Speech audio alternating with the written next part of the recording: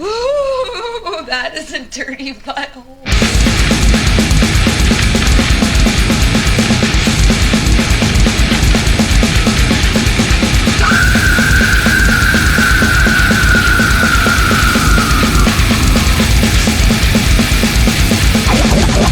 Veido Dildo címmel megérkezett a hazai Goldgrind alapcsapata, azaz a Wild Disgust új földmenövénye. 16 fekáliával szennyezett gór pusztulat a cseh Bizarre Leprous Production tálalásában. A gitáros zenekarvezető Stench és a beteg társai ezúttal sem hazudtolják meg magukat. Zsírgóri borítóba csomagolt 35 perc tuka-tuka. Beszerezhető a bandától, vagy rendelhető a csehektől.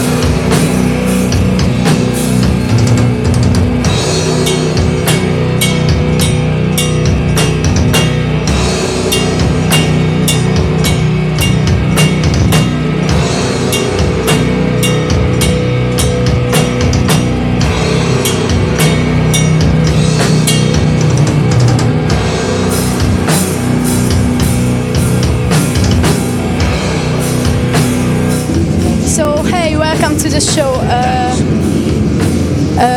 You have been on tour since the beginning of March.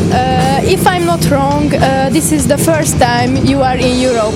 So the first questions are how are you and how was London, Berlin, Paris, or what do you think about Europe? And you spend every day in another city. How heavy is it?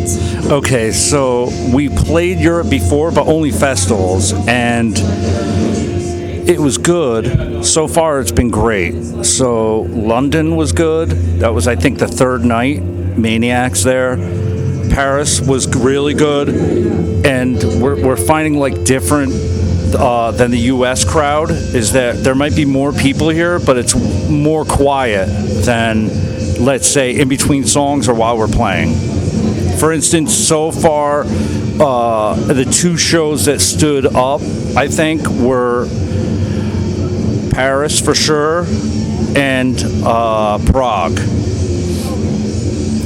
For me and my crew, how do I say this? The crowds are very tame, just standing there, almost like they've never been to a show before. So I don't know how to like say it any better. Like in America, the shows, it's like crazy, like a drunken melee as soon as we start playing, and we're trying to get used to that because we want to put full energy into the gig, and it's really hard for us if the people are standing there. We don't know if they like it or not. So what do you think about Budapest? The what? The Budapest. So far, it's nice. Good weather. The crowd seems to be good, and I'm hoping that they move around a little bit. It's strange because we met lots of people that have been to several shows along our run, and they've seen different crowds react. And for us, it's like I can't help but notice when somebody's just standing there. We look out and there might be like 150 to 250 people that are just staring back at us, wanting us to entertain them. It's strange for us. It's hard for us to like get into it. Oh, sounds good.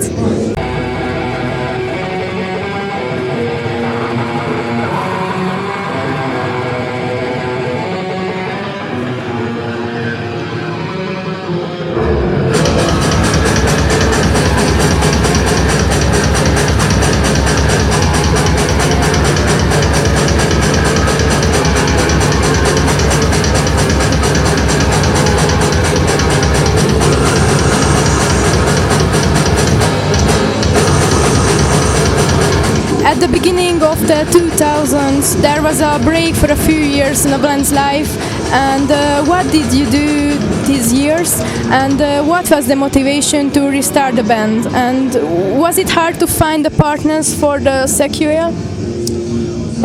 Okay, so after we stopped during that period, what I did was I can't talk about it and I can't talk about why, but when we restarted, my decision to restart was when we played Hell's Head Bash for our label, and we saw like the crowd response that was people were into it, because when I stopped, it was like less and less people coming to shows at the time, but I guess there was a resurgence coming in, and I said I want to continue to do this kind of now, and I was working on Have a Hedge during the time that I took a break.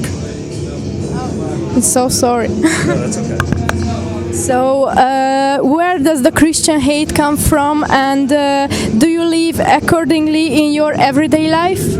Accordingly, yes, but the people I surround myself from, I think we're pretty real. The people that like kind of flirt with this like NS scene are always like just on the cusp of being sketchy. Like, we're anti-religion 100%, and we don't lie about it like in our personal lives or with the band. So we definitely don't support the NS scene. And I always make that correlation because, you know, we're anti-religion, and that goes with all the people that we know, our families and extended families. We're just telling them like the real deal, that it sucks. It's a fucking business, and we know better, you know? Oh, yes. Okay, so what's the other?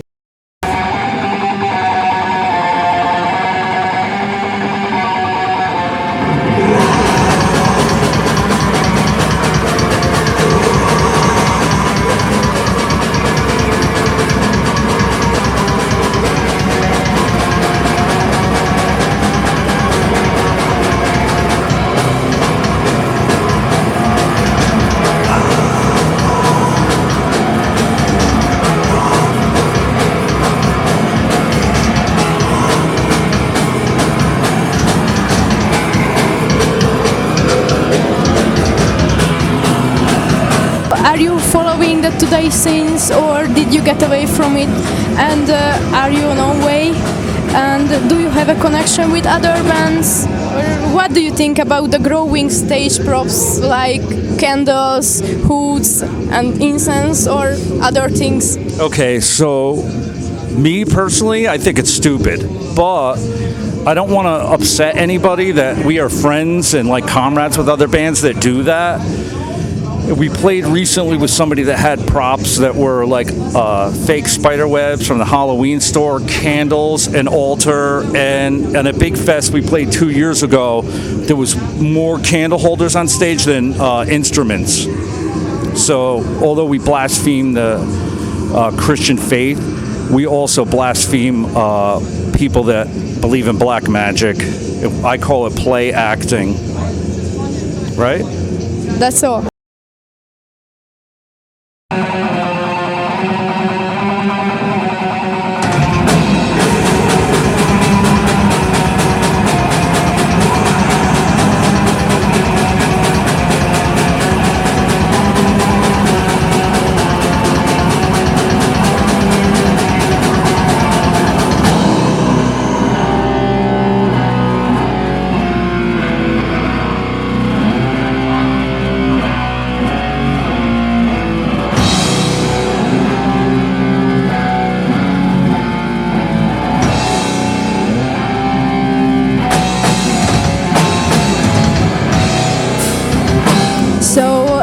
Apart from Profanatica, you have been running the Order band, How Hey, and you haven't had a new song for a long time. When can we expect some new material? Okay, I'm in the studio now for full length on Hell's Headbangers, and I have about 19 minutes as of when this interview is done, and it's taking a lot longer to put all the material together, but I am working on it. When I get back, I think it should be like another 3 months before it's finished. It should have been done in 2017, and I couldn't do it. So 2018 for sure. It'll sound very similar to the old one. So thank you for the interview. Yes. Thank you for the talk. So much. Good luck. Good luck.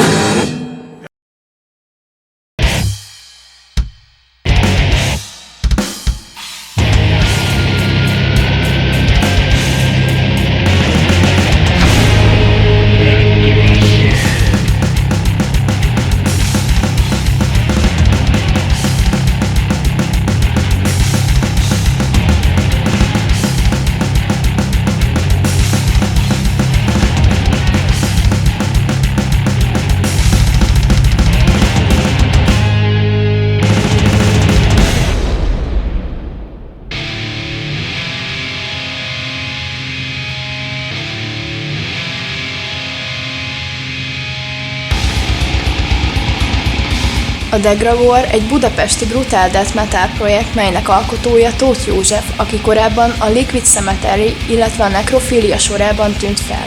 A formáció 2016-ban jött létre a The Home of Worms anyag rögzítésével.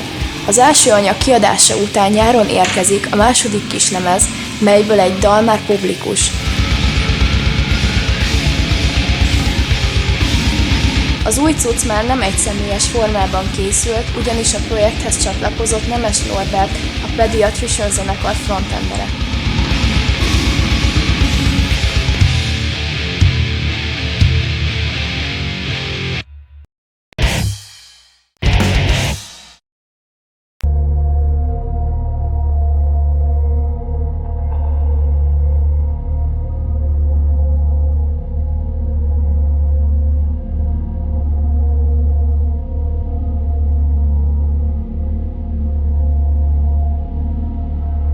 A Mare Erythraeum nem más, mint az Acero gitáros Z régi agymenése, ami 2009 óta a fiókban hevert. A kvartett dobosa Amp megmutatta a nyers felvételt az Angie Sziprat fejének, Nagarumnak. Hosszabb beszélgetés után derült fény a Mare Erythraeumra, ami első hallásra után lecsapott a kiadójával.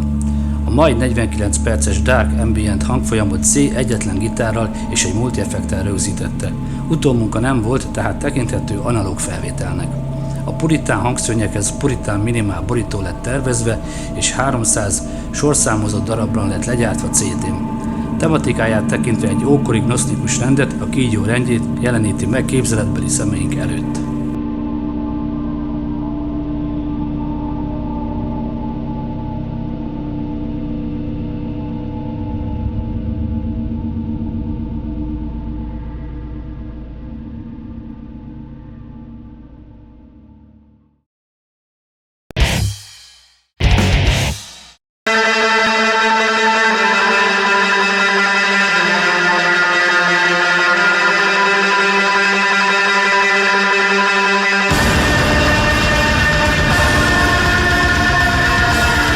A Vénen egy avantgárd black metal doom metal stílusban alkotó egyszemélyes formáció, mely egy demót követően már túl van az első albumán. Az Elmúlás világa című anyag egy stílusilag már kiforrás alatt álló projektet mutat, melyet az élő hangzásvilág jellemez. Az album kazettán jelent meg a Depressive Illusion Records jóvoltából.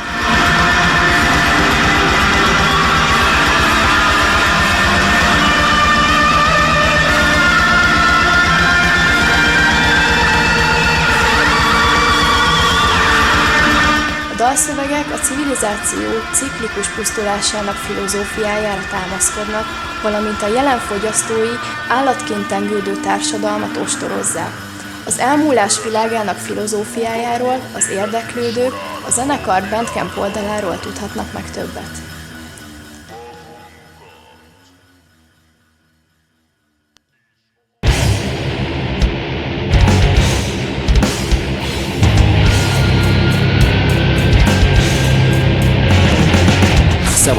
Kun Attila vagyok a Hegykereső Underground zenei magazinból. A YouTube csatornánkon lévő adásaink hanganyagát már hallhatjátok a Rock Records rádióban is. Füleljétek! Mi nem játszunk portalokat. Mi szeretjük a kemény zenét.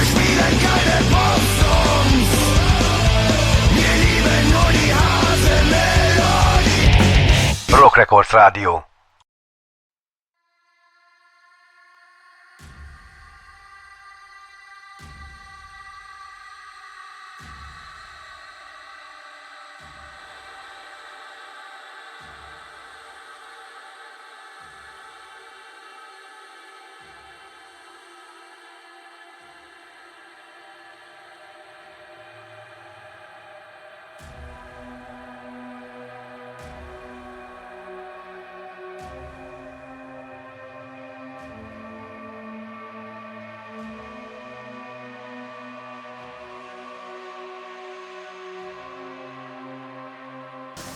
A budapesti underground élet egyik ismert alakját, Vityát, azaz Tauszik Viktort faggattuk a zenekarairól, a zene iránti elkötelezettségéről.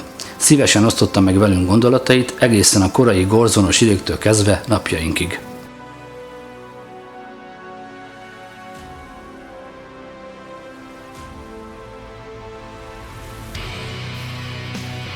Üdvözlöm a Hegykereső Underground zenei magazin nézőit!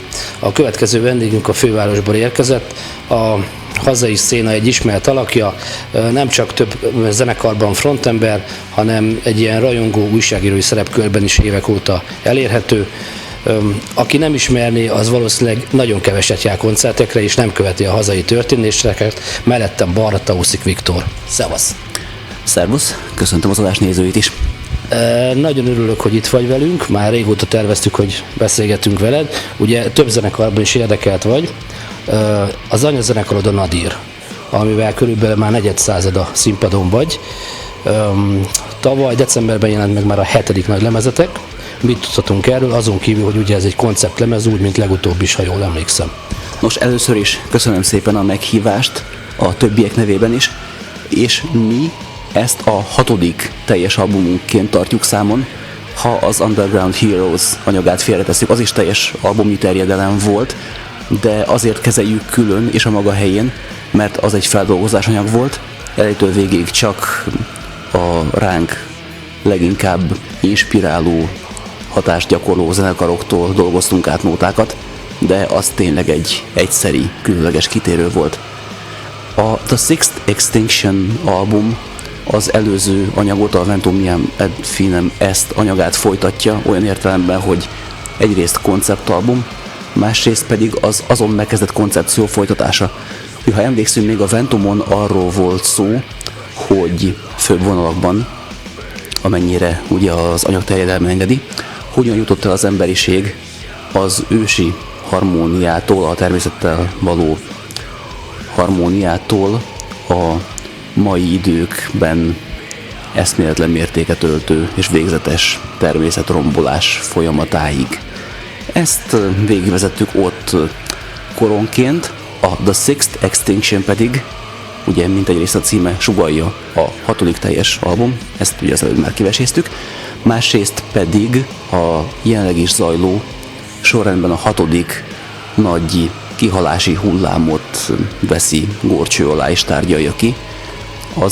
Az előtti 5-höz képest itt abban van az eltérés, ami valóban egy légi különbség, hogy ez az ember által előidézett, az emberi tevékenység által előidézett kihalási hullám, amiről beszélünk, és a dalok ennek a folyamatát, illetve ennek az ismérveit, okait járják körül, amennyire lehet részletesen.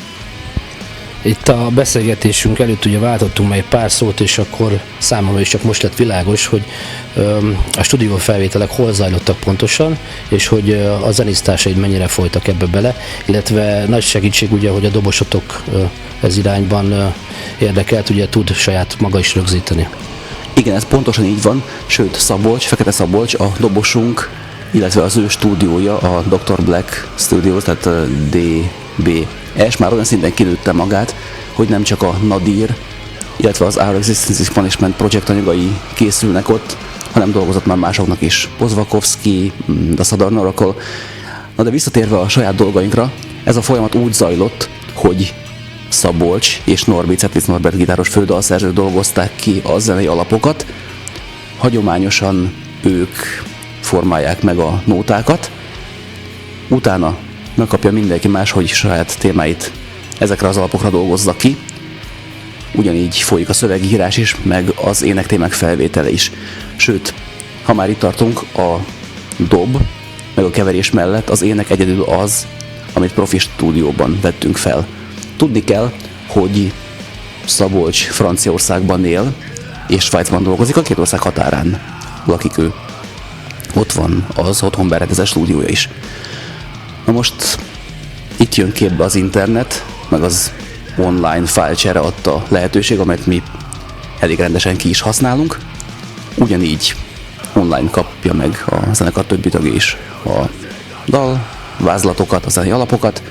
Ezekkel megyek én is szépen a stúdióba, amikor otthon a szövegekkel elkészülök. Csak nálam ez már Pesten történik. Nagyon igényes lett a lemez kivitelezése, ez a hazai NGC Prod munkáját dicséri, és ugye van egy ilyen orosz szám, ez a Green Distribution, a kettőjük közös munkája. Nagyon szépen néz ki a lemez, és a lényege úgy, hogy nem csak a frontborítója, a front oldala van a korongnak megnyomva, hanem a fonákján, ahol a zene van, a lemez peremén is futnak képek és szövegek, ami egy parádés külalakot eredményez. Mennyire támogatjátok ti még a fizikai megjelenést? Ugye a napjainkban ez egy nagy kérdés. Sokan ellene vannak, másokan már csak a digitális világban, csak a digitális letöltésekre eszküsznek. Mi még a régi korosztályhoz tartozunk, úgyhogy maximálisan pártoljuk a fizikai megjelenést. Ennek egyébként nagyon szép példája volt a Lasting Dose of Venom bakelit. Ez egy különleges alkalom volt, mivel a zenekar fennállásának a 20. évfordulója jelent meg. Akkor kifejezetten ragaszkodtunk a bakelit formátumhoz, és azóta se térünk el attól a gyakorlattól, hogy akár önálló kiadásban, akár kiadói háttérrel, de legalább CD formátumban azért jelenjen már meg az anyag. Ez nekünk is egy öröm, mert, mint már említettem, ahhoz a korosztályhoz tartozunk, amelyik szívesen veszi a kezébe a bakelitet, a CD-t, még kazettánk is van otthon, mert egyszerűen jó érzés egyrészt tudni azt, hogy valamit fizikai formában is letettünk az asztalra, valamit tényleg gyakorlatban is fel tudunk mutatni, hogy igen, mi csináltunk ilyet, és ha más zenekarok CD-ről van szó, vagy bakelitjeiről, amit veszünk, mindig jó érzés, hogy otthon hátradőlni, hallgatni a zenét, és közben böngészni a borítót, a szövegeket, meg az egyéb infót, vagy egyszerűen a képi anyagban elmerülni, ha olyan részletes, meg igényes a borító. Na most a saját anyagaink kapcsán is pontosan erre törekszünk, és az, hogy a kiadó akár a Ventum kapcsán, akár a mostani anyag kapcsán ennyire mögénk állt, és az ő támogatásukkal sikerült egy ennyire tartalmas és egy ennyire látványos borítót megvalósítani, nem beszélve hogy a CD kivitelezéséről, mert az is egy elég különleges dolog. Hát az nekünk egy külön öröm. Jó, ha gondolod, akkor át is térhetünk, ugye több zenekarban, más zenekaraidra, több zenekarban is érdekelt vagy. Az utóbbi időben eléggé sokat lehetett olvasni az Enter the Voidról, ugye? Itt olyan zenészekkel, vagy olyan zenészek társaid vannak, akik más zenekarban is érdekeltek voltak régen, illetve jelenleg is zenélnek más zenekarban. Hogy is jött létre ez a formáció? Ugye nemrég jelentkeztetek új anyaggal, de már az újabban dolgoztok. Ha jól láttam a történéseket, mit tudhatunk erről pontosan? Igen, hát az Enter the Void folyamatosan aktív. Engem Ferenc Zsolti keresett meg ennek a zenekarnak az ötletével, és az ő együttműködése Rolival, Lippai Roland gitárossal, ő az Enter the Voidnak a fődalszerzője, ez adta meg a kezdőlökést. Zsolti nagyon régi ismerősünk, ugye Norbival járt annak idején egy suliba, a régi anyagaink egyikéhez az ének felvételek nála zajlottak, az Exitus lemezről van szó az ő stúdiában, a Revolverben, úgyhogy innen volt a közös ismerettség, ott kezdődött meg a mi együttműködésünk, és nem sokkal azután, hogy az Exitus megjelent, valamiért rám gondolt, és átküldte az akkor meglévő 6 nótavázat, amikor még csak ezek voltak meg, amikor még csak a szövegi koncepció volt meg, a zenekarnév se volt még meg, a tagság se volt teljes, de rám gondolt azzal, hogy ha van némi ráérő időm és kreatív energiám hozzá, akkor kidolgozhatnám a magyar szövegvázlatoknak az angol fordítását, és ráültethetném a zenére. Én akkor nekiültem, meghallgattam a nótákat, és tartottam annyira izgalmasnak, hogy foglalkozzak vele alaposabban is. És hát megmutattam Zsoltinak, hogy körülbelül mi lenne az elképzelés. Rolival csak utána ismerkedtünk meg, és kiderült, hogy a szövegeket illetően, meg a gondolatvilágot illetően nagyon egy rugóra jár az agyunk, onnan már semmi akadálya nem volt az együttműködésnek, csak hogy nem volt meg a tagság, és én sem voltam biztos abban, hogy hova fog még fejlődni ez a történet. Aztán szépen fokozatosan érkeztek be a többiek, és ott derült ki számomra, hogy hát például Paca, a másik gitáros, régi formációja, a Gorzomban is volt vendég, tehát akár ismerhettük egymást személyesen is, sőt az ő koncertjeiken is voltam annak idején. A Bőgős Ádám, aki szerintem a legaktívabb köztünk, mert tényleg több formációt is futtat, működtet egyszerre. Szóval szépen fokozatosan egészült ki a tagság, eljutottunk oda, hogy szépen összepróbáltuk az akkori anyagot, érkeztek be folyamatosan az új nóták, szépen fokozatosan koncertképesek lettünk, elkezdtünk élőben is játszogatni. Most tartunk ott, hogy már letettünk az asztalra 2 EP-t, bár digitális formátumban, csak, idézőjelben csak ott, és már alakulnak szépen a következő anyagnak a számai is. Ezt a következő anyagot pedig terveink szerint még valamikor idén hoznánk ki, majd meglátjuk, hogy milyen formában, nagyon sok mindentől függ, a digitális megjelenés, hogy a hagyományokhoz híven az adott, valamilyen módon majd nyomot hagyunk ismét. És akkor ugye van egy harmadik produkció is, ami a anyazenekar Nadir úgynevezett oldalhajtása, ha mondhatom így, amiben megegyezik a tagság is, viszont stílusilag már egy más típusú zene. Itt bejön az industriális vonal is, ugye ez az Our Existence is Punishment, ha jól ejtem. Mi is ez tulajdonképpen, és ugye itt már jó ideje nem jelentkeztetek anyaggal, lesz ennek folytatása és mikor? Hát igen, valamilyen módon az életemben, akármilyen formációról van szó, ez a doom-os, vagy éppen sludge-os vonal, valahogy visszatérő jelleggel jelen van, csak mindig más és más módon. Az Enter the Void egy nagyon nehezen kategorizálható valami, de a Doom hatások ott is nagy mértékben jelen vannak. Az Our Existence is Punishment pedig egy kifejezetten ipari Doom hatású történet. Ott több ponton is átfedés van a Nadir tagsággal, mert ugye Szabolcs, Norbi, jó magam vagyunk érintettek, illetve Kósa Dani, Bőgős, aki vokalistaként is aktív, ő pedig a Nadirban volt annak idején basszusgitáros. Mi lehet mondani? Egy család vagyunk, a régi tagokkal se szakadt meg a kapcsolat. Ha úgy alakult, akkor kisegítő jelleggel egyikük, másikuk a kiválást követően is beszállt egy bulira, ha éppen úgy volt szükséges. Úgyhogy Danival az együttműködés ilyen módon is folytatódott. Az Existence mindig a Nadir épp aktuális elfoglaltságaitól függően létezik és alkot, de valójában ez egy soha meg nem szakadó folyamat. Igazából kreatív energiából, meg ötletekből soha nincs nálunk hiány, úgyhogy ha éppen a Nadirnak úgymond holt szezonja van, akkor simán el tudjuk venni azokat az ötleteket is, amelyek inkább az Existence-hez passzolnak. Eleve az Existence-nek is a története úgy indult, hogy Norbinál szokás szerint túlcsordult az alkotókedv, és ami a Nadirnak a vonalába nem fért bele, azt az Existence-t felhasználtuk. És az Existence-nek az arcolata szépen folyamatosan így rajzolódott ki. Hát később ez a folyamat egyre tudatosabbá vált, hát folyamatosan úgy íródtak a nóták, hogy ez az Existence-hez passzol inkább.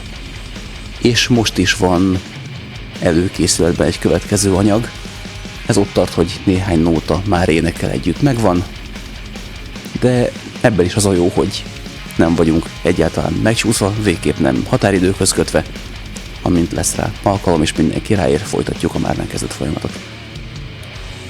A zenélésen kívül ugye az előbb is már említetted a Gorzone nevet, ami ugye véleményem szerint minden idők egyik legjobb underground zenei műsora volt, rádiója, ugye online a Tilos Rádión volt elérhető.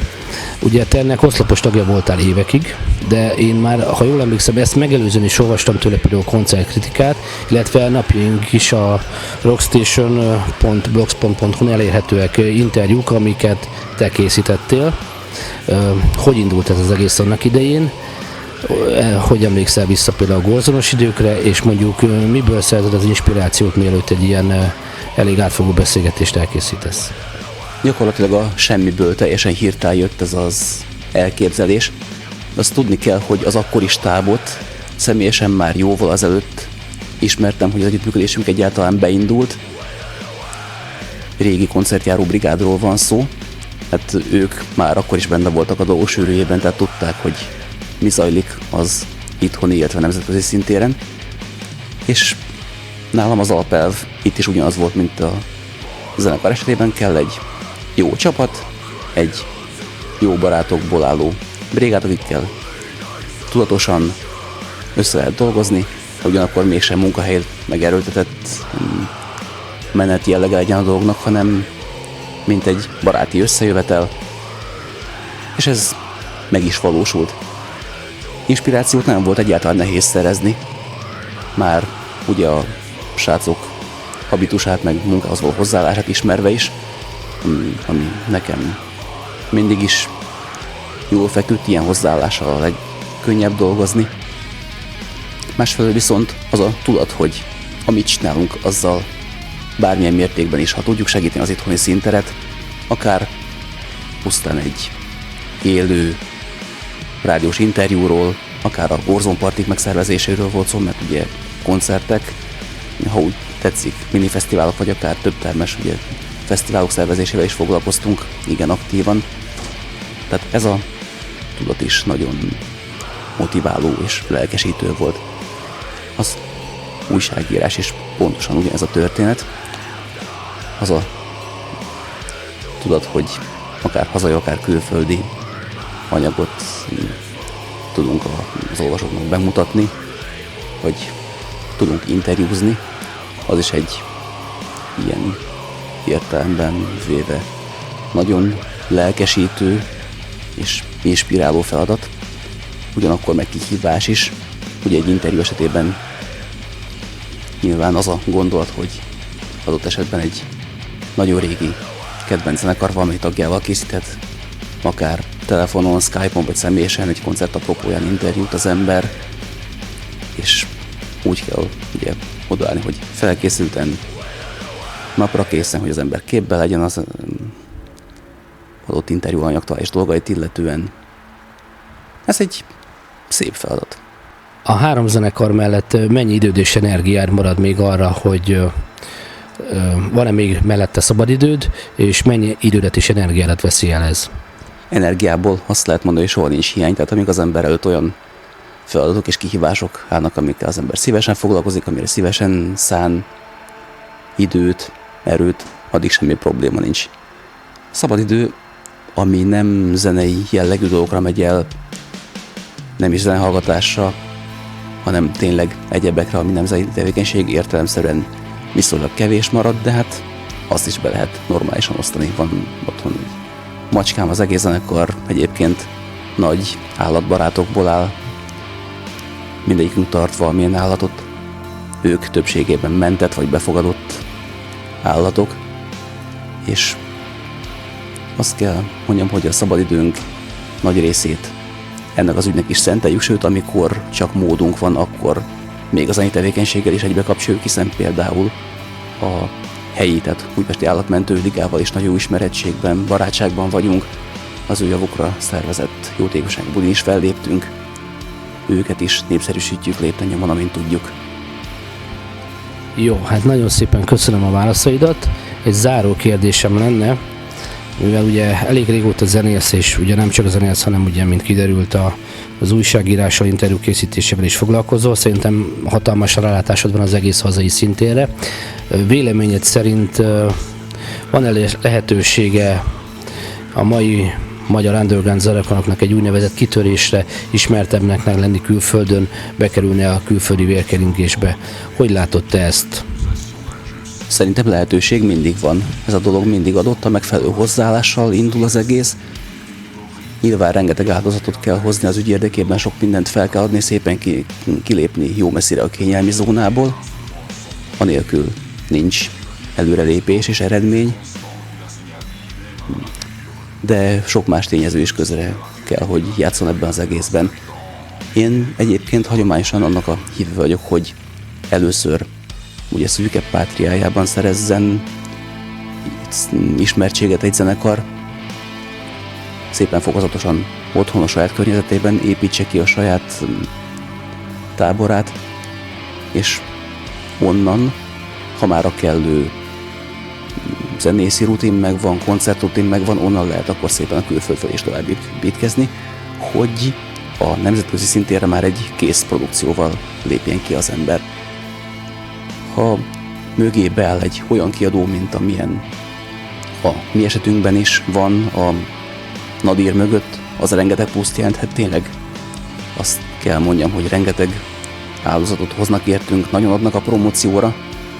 Az megint egy másik kérdés, hogy online tevékenységről van elsősorban szó, amellett pedig ugye a sárt, ha az ember aktívan jelen van koncertfronton és állandóan pörög, koncertezik, turnézik, eleinte ugye akár regionális szinten, akár később messzebbre is kalandozva, rengeteg tényezőről beszélhetünk még.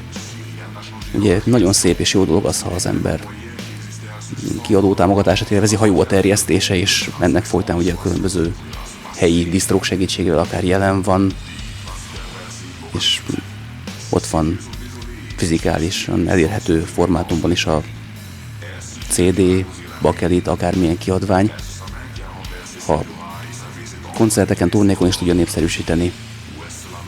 Igazából szerintem ez lenne az igazi. Én azt mondom egyébként, hogy a lehetőség gyakorlatilag bárki előtt adott. Ha ezek a tényezők együtt vannak, akkor hajrá, sok szerencsét szerintem. Akár egy adott zenekarra vonatkozóan, akár konkrét hazai zenészekre leszűkítve a kört. Én biztos vagyok benne, hogy amint eddig is megvoltak a lehetőségek, a jövőben is ugyanúgy meg lesznek. Nagyon szépen köszönöm, hogy megosztottad velünk a gondolataidat. Találkozunk a Nadir koncertekkel. Hello! Én köszönöm a lehetőséget, sziasztok!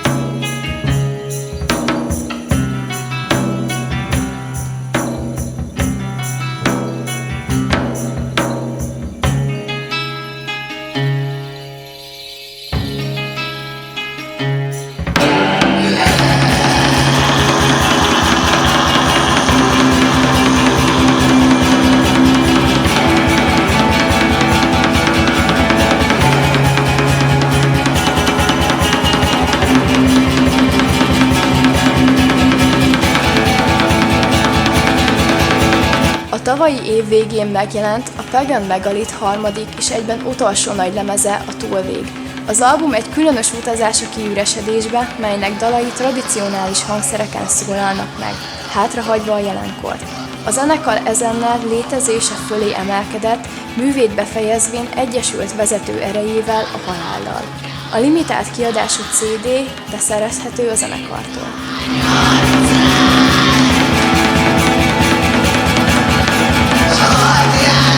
It's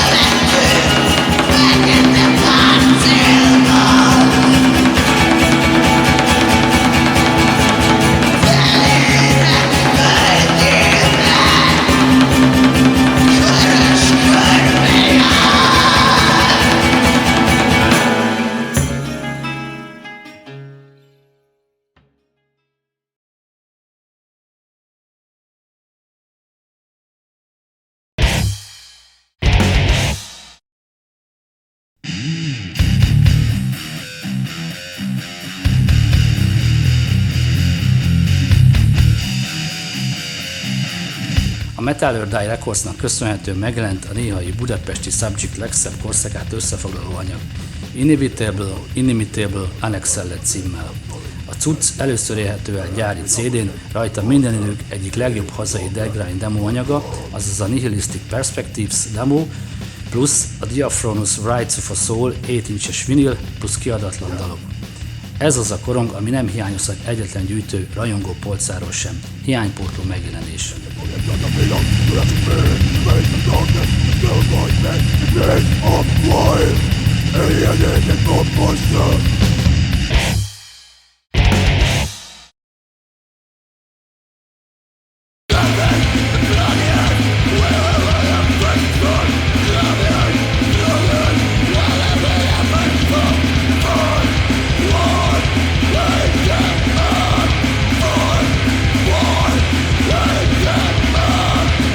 A Tomusz egy Szeged környéki neokrász post-hardcore csapat, akik jelenleg már nem rendelkeznek koncertfelállással. Miki, aki koncerteken dobolt, mindössze 17 évesen írta meg, majd a felvételekkor a későbbi koncertformációval rögzítette ezt. A keverést és a mastert egyedül csinálta otthon, a 4 kiadós koprodukció hazai társkiadója a veszprémi NGC Prod. A 300-ból összesen 50 darab CD érkezett a hazai kiadóhoz, amely még elérhető. Zeneileg a hardcore és a durva hangzású post-metal keveredik punk elemekkel és egy jókora adag black-es sötétséggel. A szerző szavaival: a tél egyfajta hidegséget, változatlanságot, kopásságot jelent, ami az emberek között és bennük kialakult. A hiába valóságot, a véget nem érő rosszat és a sötétséget, a lelki elkopást. –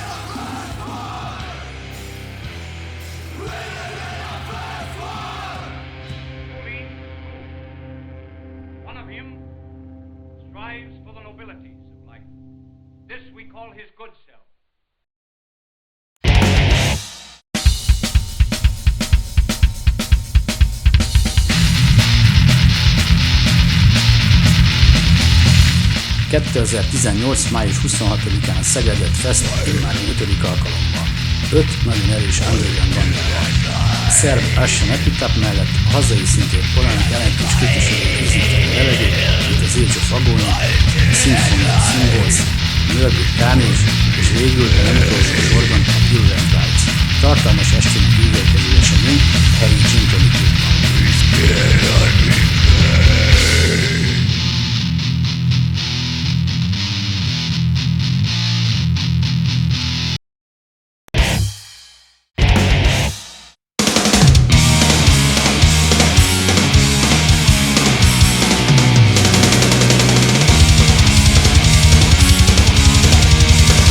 A 3 exkluzív, csak itt hallható felvétel mellett 7 olyan nóta kapott helyet a Pumpkin Invaders anyagon, amelyek különböző lemezek bónuszaként jelentek meg, vagy korábban nem voltak elérhetőek fizikai formátumon. A kemény vonalas Halloween rajongók számára a legérdekesebb talán a Back on the Streets és a Light in the Sky feldolgozások csengenek, ezeket ugyanis korábban egyetlen zenekar sem dolgozta fel. A változatos 10 dalt, melyek között profi stúdió felvételek és demók is szerepelnek, a szenvedélyes előadásmód és a zenekarok sajátos ízvilágának jelenléte teszi egységessé. Ha mindez nem lenne elegendő, a boríton látható tökfejet az a Marcos Moura rajzolta, aki a Halloween számára már a Seven Sinners lemez óta készít karikatúrákat, többek között az albumok bukleteihez, illetve egyéb promóciós anyagokhoz. Kizárólag korlátozott példányszámban fóliázott gyári kazettán kapható.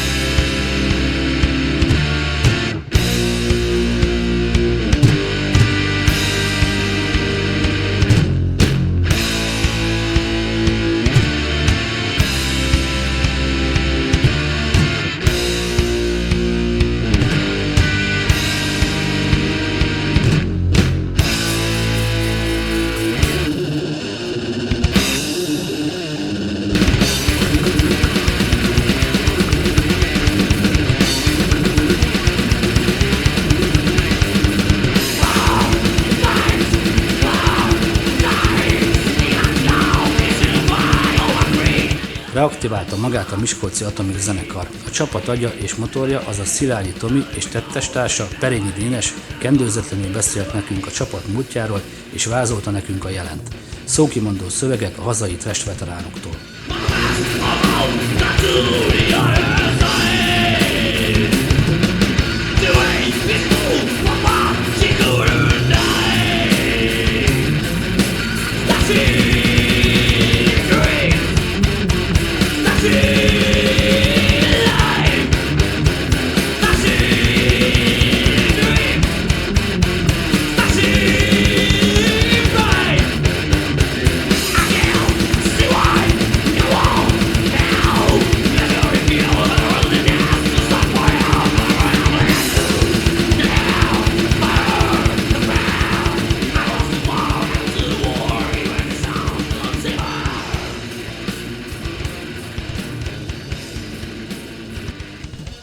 Sziasztok! Sziasztok! Ez itt a Head Crash!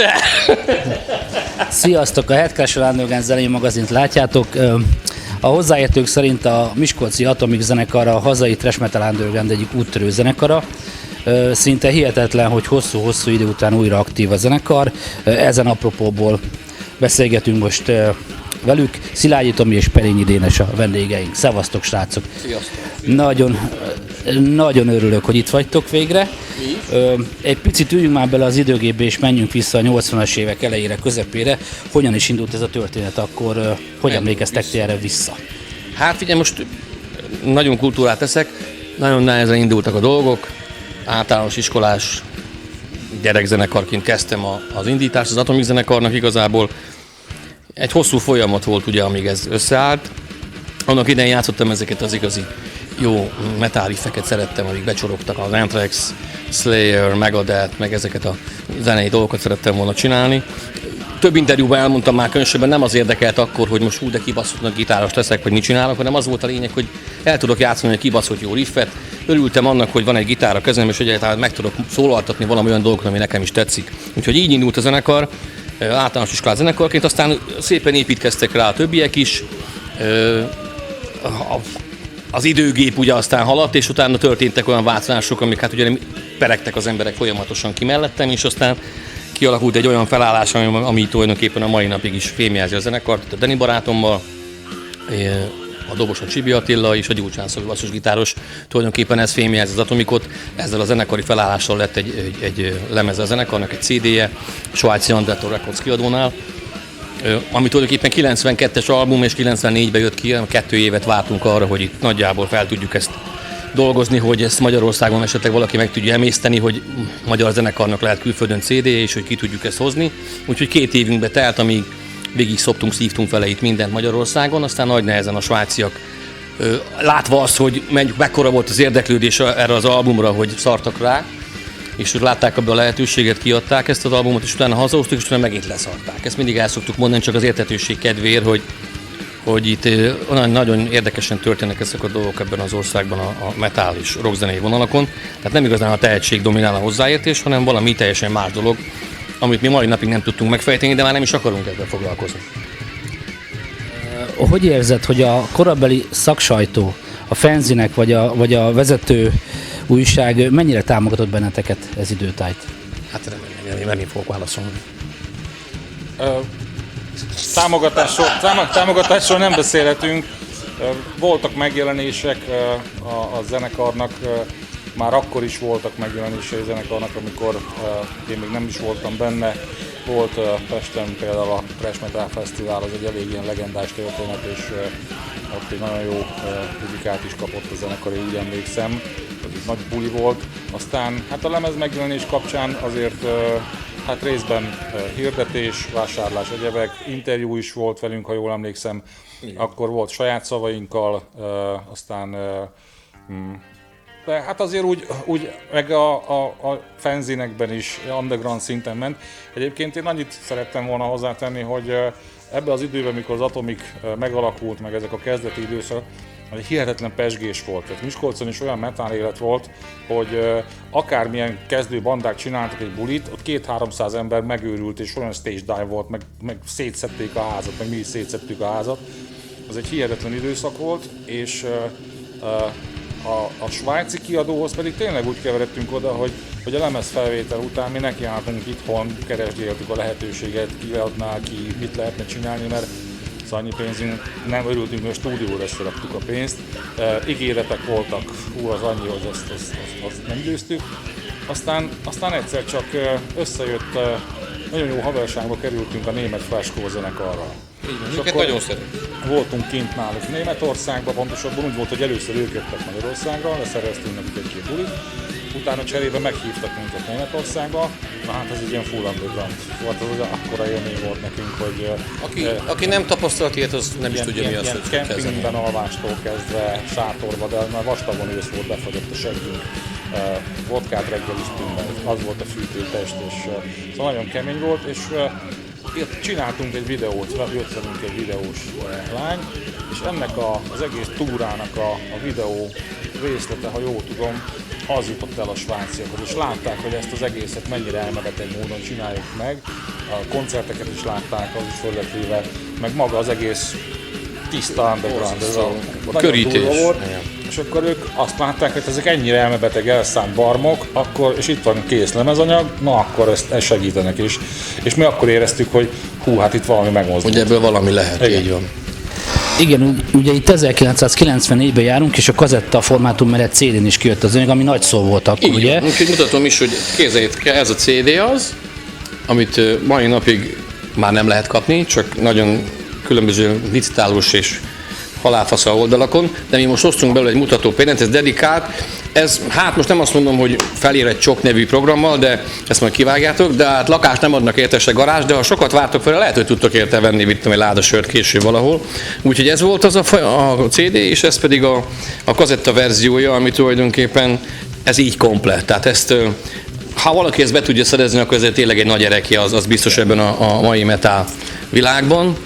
Nálunk még egy példány azért elvéltve kapható, igaz, hogy ki sem merem mondani az árát. A másik meg nem is adjuk el, az olyan, mint a Ferrari, hogy akárki nem veheti meg.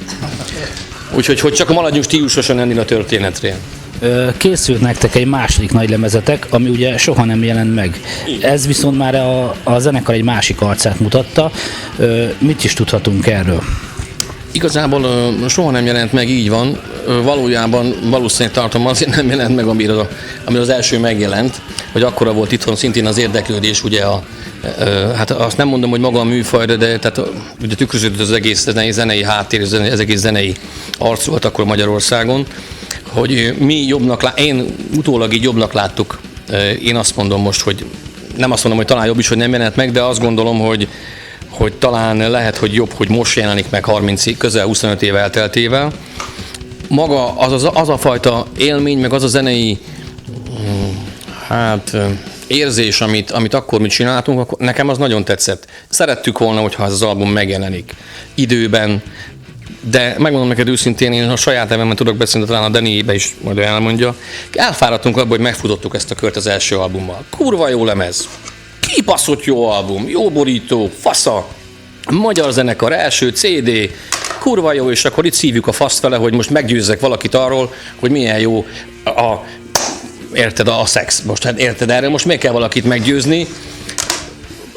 Utána a másik lemez hozzuk ki, és akkor a másikkal fussam ugyanezt a karikát, hogy én most győzzek meg mindenkit, hogy ez milyen kibaszott jó.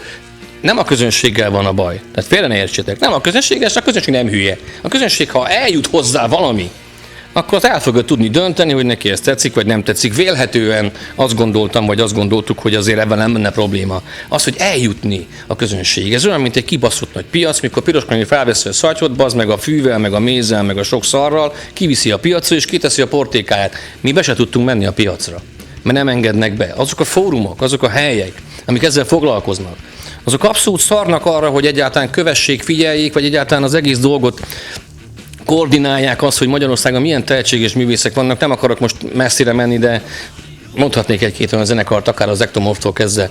Vannak, akik ugyanebben a cipőben jártak, ha nem is teljesen ebben, mint mi, de azért tovább mentek. Mi azt gondoltuk, hogy Magyarországon is lehet büszkének lenni arra, hogy van egy zenekar, aminek külföldi lemeze van, CD-je van, segítik is mehet. Egyébként a másik nagyon-nagyon fasz a dolog, amit ebből kikanyarítottam most, 30 éve nincs egy menedzsment Magyarországon. egy kibaszott menedzsment nincs, aki professzionális módon tudná foglalkoztatni azokat a zenekarokat, akik kicsit előrébb tartanának, vagy kicsit szeretnének fölzárkózni a külföldi dolgokhoz.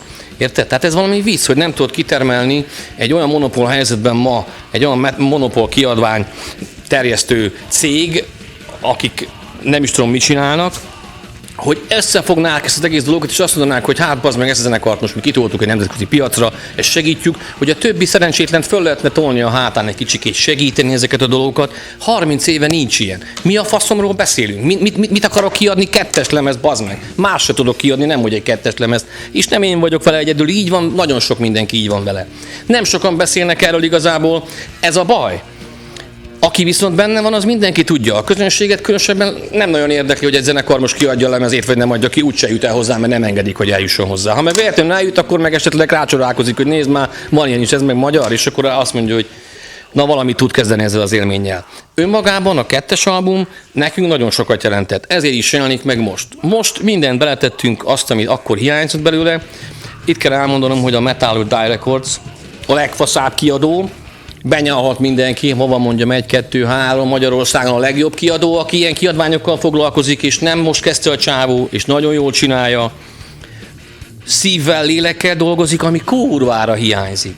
Ami kibaszottul hiányzik abból, bazd meg, hogy valaki átérezze, hogy micsoda kibaszott meló van egy ilyen anyagban, mit kell összetolni, szopni, szívni a faszt, mit kell cidrizni a koncertszervezőkkel beszélni, hogy valaki eljusson egy kibaszott sörért, vagy egy kurva makukáért játszani faszfalvára, ahol meg nem érdekli az embereket, hogy te hogy kerülsz oda. Érted? Itt nem az a lényeg, hogy most én mekkora művész vagyok, én nem vagyok sem mekkora művész. Nem tudok eljutni a közönségemhez, bazd meg. Itt legalább annyi, hogy van most 30 évet, megvártuk, azt mondta valaki, hogy lesz majd internet, megvártuk, kijött az internet, és most az interneten eljutunk oda. Aztán ha veszi a fáradtságot, akkor megnézi, ha nem nézi, akkor nem nézi, nem tudunk vele mit kezdeni. De azoknak, akik erről tehetnének, és akik ebben foglalkoztatnának, annak kutya kötelességük lenne az, hogy ezzel szívvel, lélekkel foglalkoznak ezekkel a zenekarokkal, akik Magyarországon ezt a műfajt űzik, és merik csinálni. Így van. Köszönöm.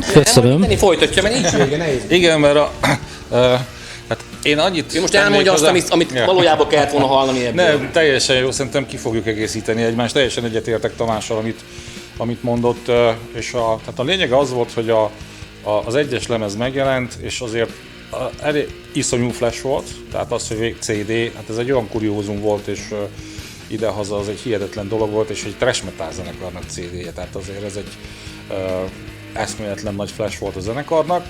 Olyannyira, hogy aztán 95-ben mi neki is álltunk és csináltunk egy lemezelőzetes demót, az a Vigilant demo. És hát ott az egy nagyon érdekes anyag, mert az egy ilyen átmenet az 1-es és a 2-es között. Egyébként erről majd Tamás szerintem fog tudni mondani egy csomó minden, mert pont most jelenik meg újra kiadásban ez a demo. Talán találkozhatatok is már, hihetetlen piros-fekete kazettán jelenik meg.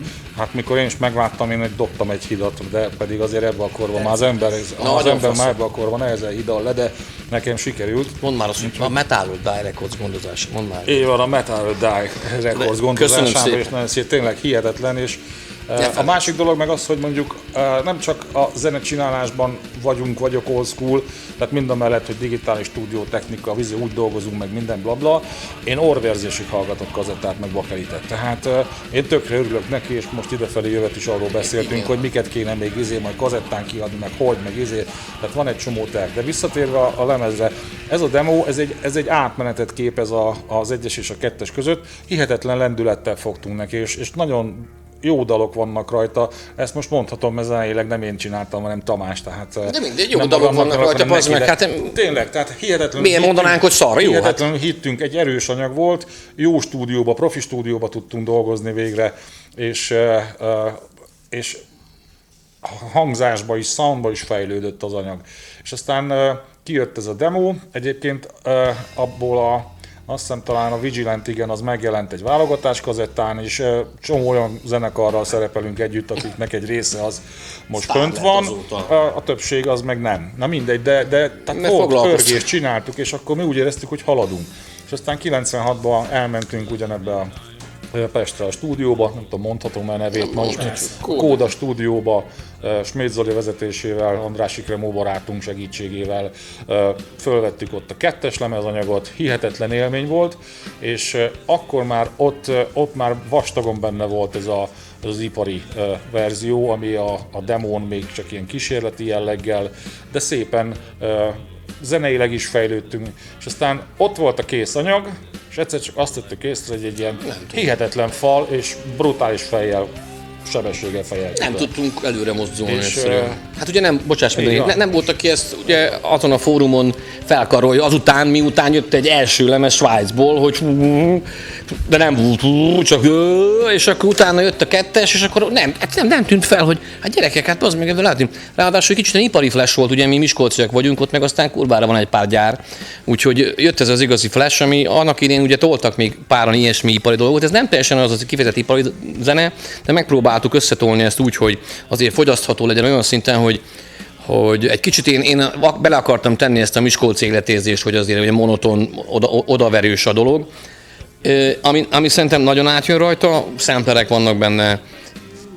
Tényleg egy új volt, én úgy gondolom abban az időszakban, a maga nemében, itthon mindenképpen.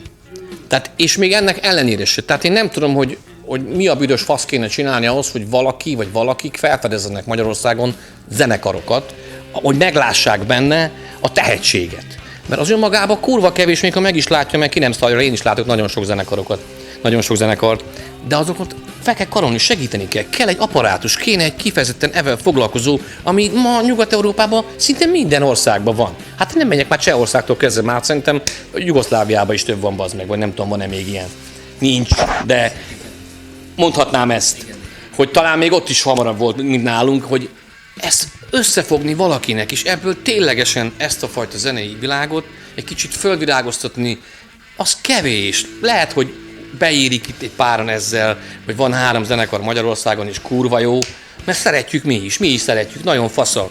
Királyfi, de nincs más, bazd meg. Ez olyan, mint ha mélyen nappal valaki sztéket tenne, bazd meg. Hát azt is meg lehet tudni, faszom, hát nem lehet mellette valami más tenni. Igen. Érted? Hát most attól függetlenül én elhiszem, de tudjuk nagyon jól Danivel is, hogy ez tulajdonképpen egy kőkemény biznisz meg üzlet. Na de hát azért nem kéne mindenki egymásra ennyire kibaszni. Érted? Tehát hogy most én erről beszélek, nekem aztán most olyan mindegy, bazd meg, érted? Hogy most nem fel fogunk lépni, ha fellépnünk, akkor fel, ha nem, akkor nem fog fellépni az Atomikkal, bazd meg. Na bum, 30 éve szívjuk a faszt, 30 éve nem segít senki. Ezt csak azért mondom el, mert nem tudjátok. Nem tudod, te se, meg senki nem tudja, hogy ez így működik. Nem csak velünk, mindenkivel így működik. Tehát ahhoz, hogy valaki kőkeményen el tudjon indulni ebbe az dologba, vagy kimegy külföldre is tolja, és nem olyan hülye fasz, mint mi, hogy hazajövünk is, majd mi azt gondoltuk, hogy hát majd egy hátország is majd segítünk, mint hogy azt mondják, hogy hát mégiscsak az ember azért a saját hazájából innen indul, de hát azt szokták mondani a másik, hogy nem lehet proféta a saját hazájában. Hát tényleg nem lehet, bazd meg, hát miért ne lehetne? Egyszer tegyenek már kivételt, ne csak velünk, másokkal is. És ezt az egészet el kéne juttatni egy olyan szintre, hogy ennek legyen tisztelete, becsülete. Szar sincsen, bazd meg. Hihetetlen. Eljön egy külföldi zenekar, de 3 ember megy a koncertjére el, érted? Jobbnál jobb zenekarok járnak itt, és vicc, maga az a metal kultúra, egyébként az ő Atomic albumon van egy ilyen nóta, a metal mentality, ami tulajdonképpen pont erről szól, hogy viccesen hangzik ez a fém mentalitás, vagy ez a dolog, de ezt nem én találtam ki, hanem ezt az élet hozta. Akkor, ha jól gondolom, már több tervetek is van 2018-ra, meg megvan a 2019-es is, tehát akkor ugye első körben meg fog jelenni a második nagylemez. Így van, mindenképpen egy nagyon Atom Extra kiadvány lesz. Hát lesz egy fogyasztható közéleti verziója is, tehát mindenki számára elérhető, és lesz egy ilyen full extrás, Atom Extra, egy 20 darabos, nagyon extra, amit megspékeltünk most ebben a demóval, ebben a Vigilant demóval, ami tulajdonképpen nem is jelent, tehát nincs is belőle csak ez a 20 darab, ami most meg fog jelenni. Elvileg készül hozzá egy kis meglepetés, egy kis atomikos dobos kulcstartó, lesz egy kis button benne, egy kitűző, lehet, hogy még különböző dolgok hozzá kapcsolódnak, egy kis felvarró, talán még póló is lesz hozzá, és lesz egy kibaszott jó körítése az egésznek. Nem tudom, hogy sül el a dolog. Igazából az a lényeg, hogy maga a kiadó nagyon fogékonyan, nagyon jó üzleti érzékkel látja ezeket a dolgokat. Ugye ezt a fajta magyar zenei élményt azért külföldön nagyon sokan szeretik. Magát az Atomic zenekart is, hála Istennek, nagyon jó a respektje odakint. És ezt nem én mondom, hanem mások mondják. Mert aki engem ismer, az tudja jó, hogy én kurvára úgy szarok az internetre, mint hogy van, mert nekem nincs is interneten, nem is érdekel. Nem azért, mert hülye vagyok, hanem egyszerűen az a fajta dolog, ami az interneten, arc nélkül, szar nélkül az emberek dobálják a húgyot, a szart egymásra. Ez nem az én világom. Elmegyek a koncertre, azt elmondom, amit akarok, hogy eljöttem ide hozzá, elmondom. Ugyanezt elvárom mástól, nyugodtan elmondhatja, nem lesz ebből semmi probléma. Tehát igazából ez a fajta világ kicsit megváltozott, ami nem igazán az én világom. De ez nem jelenti azt, hogy nem tudnánk ebben részt venni. Úgyhogy ez a kiadvány, ez mindenképpen azt erősíteni, hogy most méltóképpen megjelenhet, és talán jobban tudunk vele foglalkozni, mint annak idején. Tehát komolyabbak vagyunk már, tapasztaltabbak, meg lesz a helye ennek az egész dolognak, jobban tudunk figyelni rá.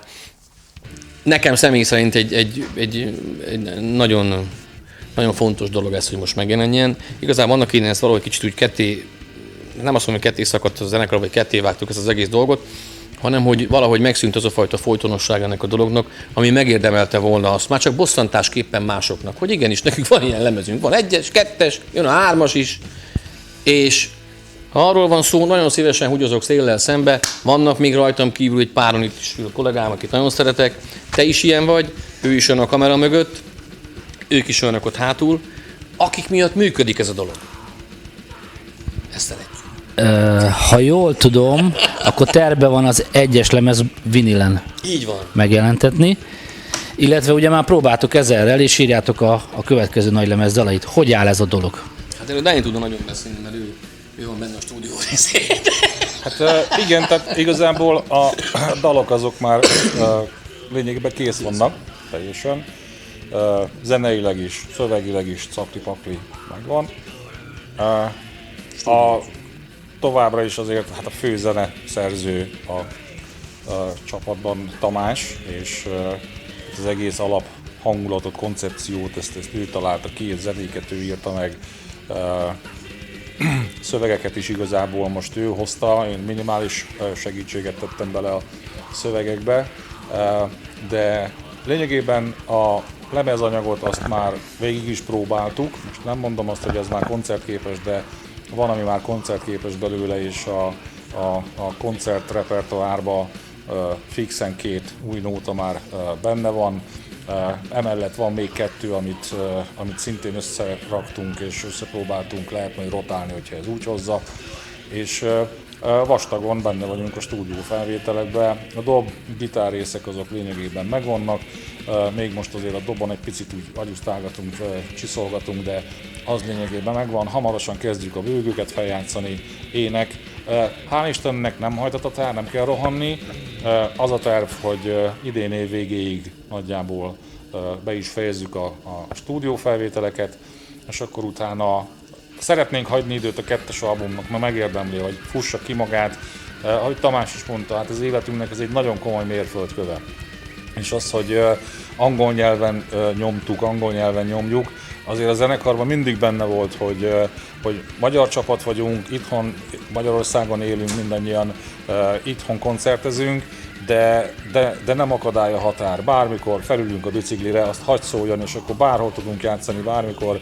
Hál' Istennek azért annak idején is eljutottunk jó pár helyre, és most is terve van. Régi kapcsolatok azért megvannak, Flashcore-tól kezdve a svájciakkal, tehát terve van.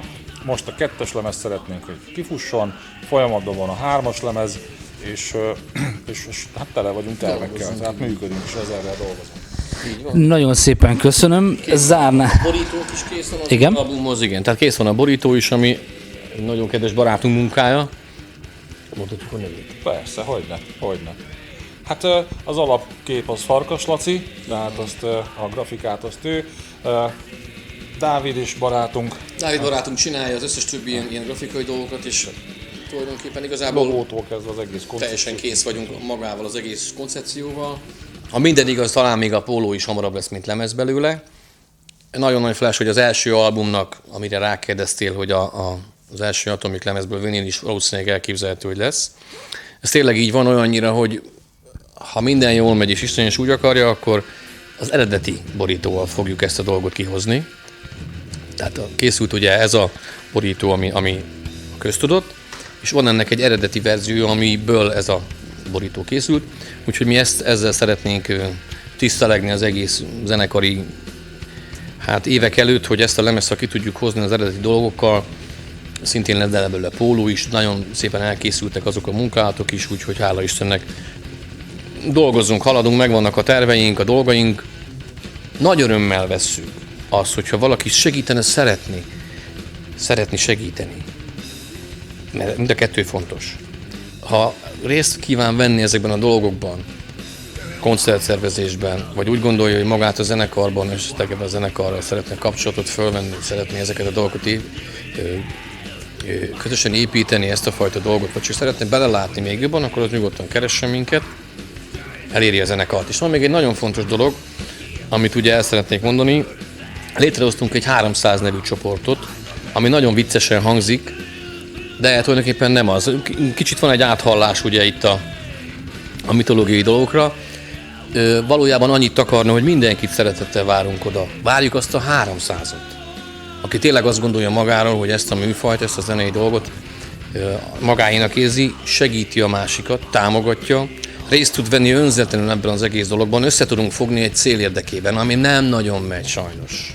És most nem akarok itt semmi olyan dolgot felhozni, ami az utóbbi napokban, hetekben, években történt, hogy legalább ebben a műfajban, ebben a körben kicsit össze tudnánk fogni, nem csak miattunk, hanem azokért, akik ebbe belépnek és részt vesznek ebben a körben, felosztva azokat a pozíciókat, hogy ki mit csinál benne, el tudnánk ezt a műfajt kicsit nyitani arra, hogy számíthatunk valakire. Tudnád azt, hogy ez a 300 ember, ez a te csapatod, a te barátaid, ők segítenek, megosztanak. Nem kéne azon gondolkodnod, hogy most ő mit csinál, megosztja, miért nem osztja, miért nem segít, miért nem lájkol, miért nem linkel, miért nem keres, hanem lenne egy olyan háttér, amivel el tudod magad indítani. Nem csak mi, bárki, aki ebben a 300-ban részt vesz, pontosan ez a lényeg, hogy ilyen nincs. Meg kéne tudni mutatni azt, hogy egyáltalán van-e ilyen. Úgyhogy ez egy nagyon jó mércéje most annak, hogy mire képes ez az egész magyar metal. Hát nem is tudom, én legutóbb már úgy apostrofáltam, a magyar metal nemzeti öntudat. Kicsit egy ilyen viccesen hangzik, hogy egyáltalán van-e ilyen. Mert előfordul, igen, a fikában meg a szarban van, de hogy a jó dologban nincsen, azt én nem nagyon láttam. Előfordul az is, tehát félreértés, és ne essék, nem vagyunk negatívak, mert nem azért ülünk most itt, csak hogyha már visszajöttünk, kicsit kikúztunk a szarból, feljöttünk a tetejére venni egy nagy levegőt, akkor már elmondjuk, amire szükségünk van, és lehet, hogy kicsit lebukunk még egy kicsit, mint ahogy az ördög is mondja, amikor szünet van érted a vízbe, és akkor utána tessék. De itt az a lényeg, hogy ha már megtehetjük azt, hogy szólunk valamit, eljöttünk, akkor elmondjuk azt, amit gondolunk. Azért vagyunk itt. Mások legalább ha tanulnak belőle. Kicsikét átértékelik ezt a dolgot, vagy eljut valaki olyanhoz is, aki ezt esetleg meghallgatja, hogy tényleg tehetne érte, de általában nem szokott, úgyis szarik rá. De azért mi elmondjuk. Ha többen mondanák, lehet, hogy sikerülne ez, hogyha sok ember, sok metalista mondaná ezt el, ha nem is így, mint mi vagy én, de legalább hangot adna annak, hogy ez működhetne másképp is. Akkor nagyon jó volna, és mindenki örülne. Most. Én még a vinil albumhoz visszatérnék, hogy Tamás említette, hogy az eredeti borítóval fog megjelenni. Az egy színes festmény, és hát nekünk annak idején az nagyon tetszett, mikor a Svájcban élő magyar művészbarátunk ezt úgy megmutatta, és egy hihetetlen jó kép szerintünk. És eredetileg az úgy is volt, hogy azzal fog megjelenni a lemez, csak aztán más lett a koncepció olyannyira, hogy egy rossz pillanatában a művész úr konkrétan megsemmisítette azt a képet. Mi azt hittük, hogy tökön szúrjuk magunkat, de hál' Istennek, én nem tudom mikor, de előkerült egy dia, és ez tök jó minőség, meg minden, és akkor én hálát adtam a filmisteneknek, hogy az megvan, és aztán Tamás mondta, hogy hát ha ez lett volna az eredeti koncepció, már pedig ez volt, akkor a vinil az jelenjen meg így, és én hálát adok tényleg a sorsnak, hogy ez így kijöhet, mert ez egy nagyon jó dolog lesz, mert ez is mutatja a fejlődést a zenekarban, hogy azért ezek nem eldöntött dolgok voltak annak idején, a lemez cím is, hogy jelenjen meg. Szóval egy csomó minden, mind ilyen történetek, és az, hogy a vinil ezzel az új borítóval, vagy az eredeti borítóval jelenik meg, az is egy ilyen új fejezetet villant föl a csapat történetéből. Az a lényeg, hogy tulajdonképpen szeretnénk magának a zenekarnak a történetét, hát nem azt mondom, hogy lezárni, de tulajdonképpen a korszakot végigvinni, teljes egészében, méltóképpen ezt az egész dolgot valahogy rendbe rakni, átrendezni, összerendezni, 1-es lemez, 2-es lemez, 3-as lemez. Aztán meglátjuk, hogy van-e kedvünk foglalkozni ezzel az egész dologgal, mi történik addigra, lehet, hogy már metal zenekarok lesznek Magyarországon, mire ezt befejezzük, de mi nagyon kitartóan látott 25 év után ugyanúgy toljuk a szekeret, nincs semmi gondunk semmivel sem, széleső fújhat minket, nem zavar igazából. Mi azért csináljuk a magára metálért, a zenéért, azért, mert ezt szeretjük. És nem az érdekel, hogy melykor profitál, hogy ki mit csinál, miért lesz, és úgy. Ez teljesen mellékes ebben a dologban. Valahogy így kéne gondolkodni másoknak is, akik ezért tehetnek. Bocs, még én annyit tennék hozzá, hogy tehát az a feeling, a történetünket tényleg próbáljuk így felfűzni egy ilyen láncra, és a próbák alatt is ezt mi nagyon érezzük. Tehát az első próbák alatt az is egy ilyen flash volt, hogy beugrottak a régi dolgok, a régi érzések, fú, ez mekkora jó.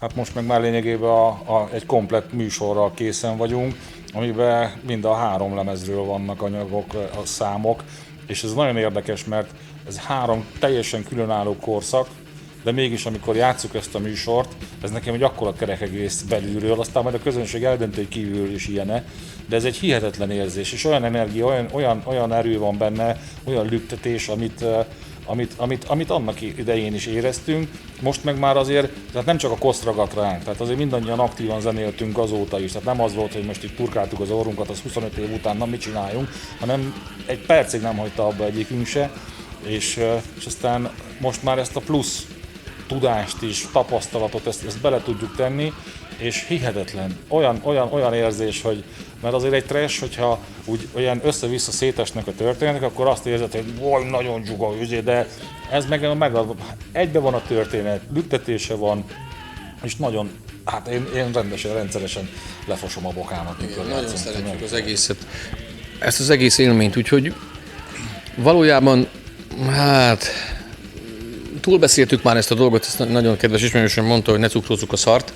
Úgyhogy igazából itt az a lényeg, hogy szeretnénk egy kicsikét, ha nem is példát mutatni, mert nagy képűség, de akár lehetne azt is, nem csak mi, van más zenekar is Magyarországon, ha csak egyet mondanék, és a többiek nem sértődnek meg, akár a Rimorzékat is mondhatnám, és van még egy jó pár ilyen zenekar, őket is nagyon szeretjük. Azért vannak itt olyan dolgok, amiről példát lehet venni, és talán kicsit még mindig azt mondom, amit már többször elmondtam, hogyha másképp, máshogyan próbálnánk ezt az egész dolgot segíteni egymáson, akkor talán még ez az egész dolog még jobban megbecsült helye lenne. Mikor láthatjuk újra színpadon az Atomikot? Hát figyelj, semmikor egyelőre. Úgyhogy nagyon jót kérdeztél, semmikor. Ebben az évben elvileg van egy karácsonyi koncertünk, amire most mondhatnék egy dátumot, de szándékosan nem akarok mondani dátumot, mert nem tudjuk, hogy mi lesz még addig. Lehet, hogy működni fog ez a dolog. Miskolc, természetesen Miskolcán ez a dátum. A jövő évet mindenképpen szeretnénk koncertezésre tölteni, természetesen ott arról a lehetőség adódik. Voltak már tárgyalások, voltak megkeresések. Ezt most nem akarom sehova se ragozni, beszéltünk már róla. Mi nagyon szívesen megyünk mindenhova, ahol lehetőség adódik rá, és úgy gondolják, hogy ezt a zenekart valaki meg szeretné nézni. Az a magyar rock kultúrának egy része, egy szelete azért valamilyen szinten kicsikét odapakolt az asztalra, ha akarjátok, ha nem. Úgyhogy akárhonnan lehet ezt nézni, vakarni, szívni, szopni. Azért ez ott van, ezt mindenki nyugodtan csinálhatja utánunk. Ez nem azt jelenti, hogy halálra fogjuk magunkat koncertezni. Szeretnénk olyan zenekarral közösen fellépni, aki ebben hajlandó partner lenne. Nem találtunk még erre, megmondom neked őszintén, kapcsolatot, lehetőséget. Keressük azokat a fórumokat is, akik esetleg ezt felkarolnák, ezt a zenei élményt, hogy az Atomik zenekar újra működik, és esetleg ebbe betársulna, nagyon örülnénk neki. De ha gondolod, a karácsonyi koncertről beszélhetünk, december 22-ére van egy dátumunk, amivel elvileg a zenekar be fog mutatkozni. Még igazából ez azért majd ez fejlesztés alatt áll, nagyon sok mindennek a függvénye. Meglátjuk, hogy alakulnak a dolgok, de ez a 22. dátum, ez ami egy miskolci dátum, igazából ez már csak egy ilyen, hogy honnan is indulna, ha nem Miskolcról indulna az első koncert, de meglátjuk még ezt azért, hogy méltóképpen el tudjuk indítani, hogy ez nekünk sokat jelentsen is másoknak is. És bocs, még én ehhez annyit tennék hozzá, hogy ez a sejtelmesség, hogy soha nem, meg igazából azt beszéltük meg, hogy csak akkor kezdünk el koncertezni, mindannyian imádunk koncertezni, tényleg remegve várjuk, de csak akkor kezdünk el koncertezni, amikor úgy érezzük, hogy ez a toppon van. Tehát itt most oda megyünk és letépjük mindenkinek a fejét úgy, ahogy kell, és nem hibázunk. Tehát addig, amíg nem érezzük, azt nem fogunk itt sokat tökölni, tehát nem lesz, hogy még 4 évig itt úrunk a próbateremben, mert mindannyian közben más zenekarokkal aktívan koncertezünk, tehát akkor pont az Atomikkal miért ne játszanánk. De amikor azt érezzük, hogy na most jött el az idő, és esetleg december 21-én még úgy érezzük, hogy ez most még nem, ne csesszük el, akkor majd január, február, de be van tervezve, dolgozunk ezerrel, de csak akkor fogjuk elkezdeni a bulit, amikor minden körülmény adott. Én azt szoktam mondani, hogy igazából 3 körülménynek kell adottnak lenni. Baromi jó legyen a zene, reméljük ez megvan, mi belül hiszünk. Baromi jó legyen a zenekar, ezen nagyon sokat dolgozunk. És baromi jó legyen a hely, amihez hozzátartozik maga a klub, a közönség és minden.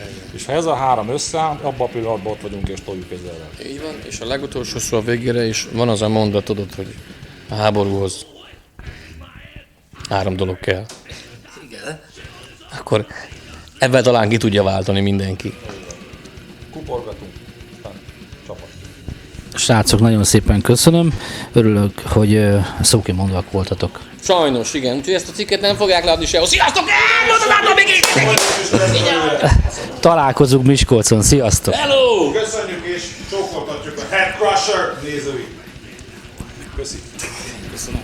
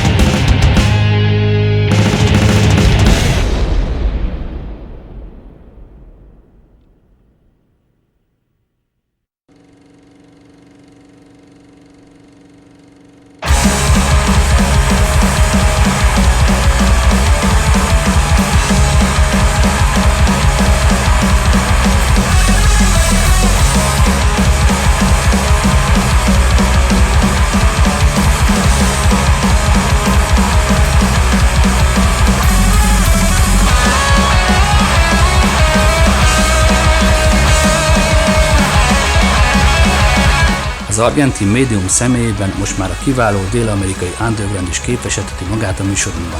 A Buenos Aires-i Crust Dead Brigade debütáló lemeze mostanában jelent meg, és arra készülnek, hogy Európában is megmutassák magukat. Máté Attila biztosította nekik erre a lehetőséget.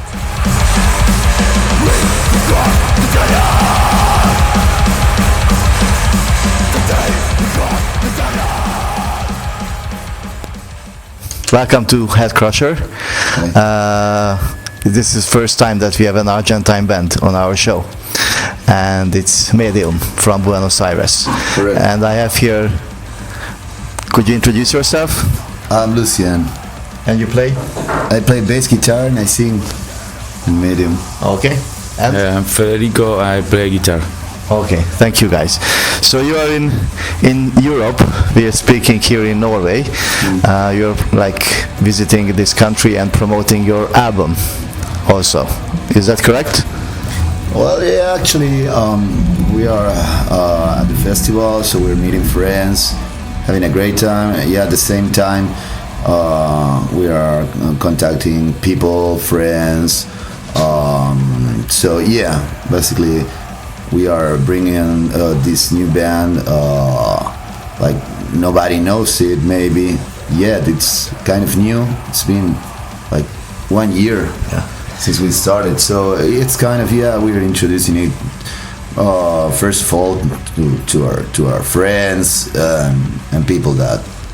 Okay, can you tell a few words about how Medium started? Further. It's it started like we were speaking about making some direct music. Do I keep this? Yeah. Okay. Direct music, very shaped in a way like very let's say direct is the best term for it, like making it try to focus to take few elements and just try to do our best with reducing everything, like trying to keep it minimal. So that's the first kind of idea we had with it, and take it like that in that direction. Of course, it's been like a whole process, but that's the main goal, to keep it that way, keep it raw, keep it direct. And okay. You all played in different bands before, right? Yes. You played in Avernal, The Killing. Okay. What kind of music did you play? With Avernal is the kind of death metal, and The Killing grindcore. Okay. But Medium is different. It's different. It's, I don't know. It's maybe crust metal. I don't know. Yeah. Yes. Kind of. Some people listens to it and said it is crust. Other people said he has death metal, old school death metal elements. It sounds like from Swedish school, maybe that kind of sound. At the same time, it's a very clear sound in a way, but with raw songs, so it's kind of tricky. Hardcore too. Yeah, hardcore and punk. Like I don't know. Who writes the music? Well, who writes the music for Medium? It's Seba, who's not here. He's the main composer. Yeah, he plays guitar. And Fede is he's also lead guitar, so he makes all other arrangements together with Seba. And I do all the lyric stuff, and do you rehearse? And I mean, do you create new songs in the rehearsal room, or you work on your own, or you work together? Well, it's part of both. Yeah, actually, we have this always something Seba has in mind, and then of course we develop that idea and push it to the. It's always like that. You have an initial idea, and it's always it always changes a bit for good, or sometimes it's try and mistake, and then you go back and do it differently, and you try different ways to achieve the. I mean, it's been like a very natural process and very like easygoing between us, because basically we are friends and we wanted to do this band to keep it, keep on going. This kind of call it crust metal or death. Or black metal crust, whatever, but it's been a really good experience so far. Yeah. Okay, and you have already recorded your debut album. When is it out? Next in the next month, I think there's an announcement. It's gonna be. We had a deal with an Indian label called Transcending Obscurity Records, and it's going to be out like really soon. I mean, if it's not out by the time this interview is shown, maybe. What can you tell me about the album, Fede? Are 7 songs. It's how much? It's 20 minutes. Yeah, very short. It's very short, but. Kind of direct. It's direct, yes. Yeah, and in your face. And did you manage to do everything you wanted on the record? Yes. We work like a year. Yeah. And when the songs was ready. We recorded in the studio and mandamos a Suecia. Yeah, we mixed the album in Sweden. Yeah, it was all recorded in Argentina, Buenos Aires, and where do you see yourself? Fog Life. Fog Life Studios, and they made a great job, and they mastered it in Oregon, in the USA. Okay, so you're a band from Argentina. Yeah. So what are your chances to? Well, that's the idea. Recognition and to get, responses. No, the main goal I think it's to, to make it work, like the way we want, like play and have a good time, and at the same time we are all, we have sons and know too much. Like, of course, we have our jobs and stuff, and going on and families. But first idea when we started doing Medium was actually to travel. We have friends everywhere, so it was basically our main goal: travel Argentina, travel Chile, travel Brazil, and of course Europe. We have a lot of friends here, so it's a reality. We are trying to, of course, arrange everything on our scales, but we made this new band for us to enjoy the playing together, because it's awesome. We have a great time playing together, and that's how it works actually. And you write the lyrics? Yeah, I do. What is it about? It's like you could say, I don't know. There's a term, but I don't know if you can fix it and you can fit on that. But it's like some people told me it's like magic realism, which is like, I don't know. It's like taking something from reality and just give it a twist of some kind of surreal approach. I don't know. It's the kind of stuff that I like, but it's always focused like on reality, but giving it like another twist. Always like surreal elements. So that's basically how I do it, because I like to do it that way. I don't know. I like it.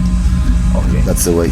Fede, tell me about the scene in Argentina, because we are in Europe and we don't know too much about the scene in Argentina. Do you have like concerts? Like, how is it? Yes, the last years was once grow up the scene, and so many bands, good bands, and are now in Buenos Aires and Argentina in general, and all the weekends our shows and concerts in the city, and I think it's a good moment for the scene from Argentina in general, more in the metal bands. I see. And do you have like magazines and record labels in Argentina? That's it's not many. It's always, I mean, there's quality products, of course, but it's like here in Europe, of course, everything has like, I don't know, let's call it market or whatever, but it has like it moves in different speed, and it gets faster, and it's I don't know why, because there is internet nowadays and all kinds of approaching music to people. It was harder back in the 80s and 90s, but I don't know, it's kind of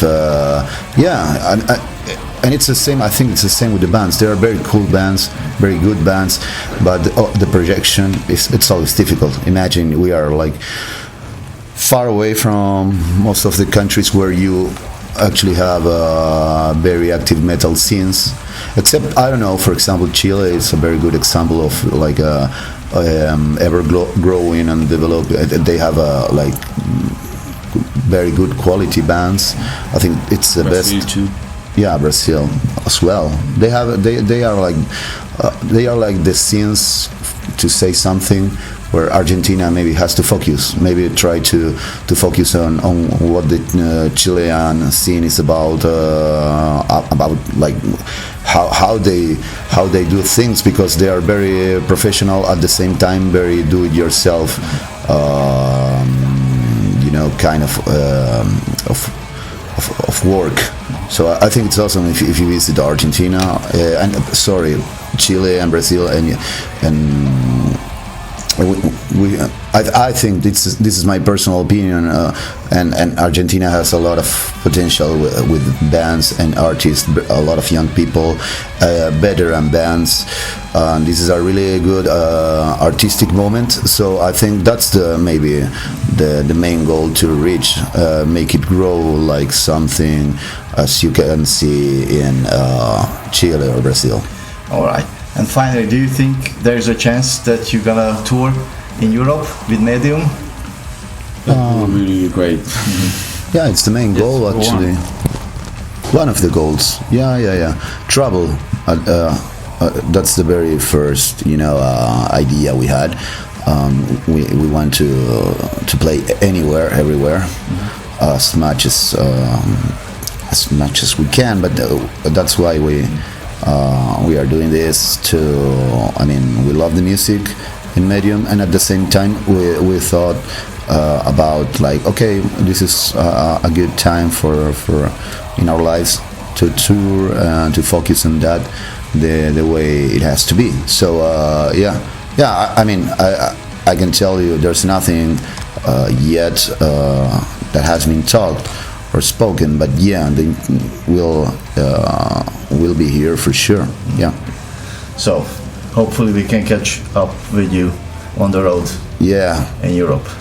All right, man. Thank you for the interview. Thanks for the interview. Bye bye.